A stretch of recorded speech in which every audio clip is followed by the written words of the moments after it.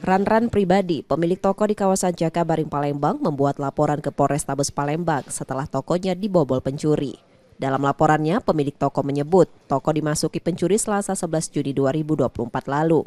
Ia mengetahui tokonya dimasuki pencuri saat melihat barang dagangan berantakan. Pencuri membawa kabur 37 dus susu, beberapa dus kurma, dan 1 dus spare part motor.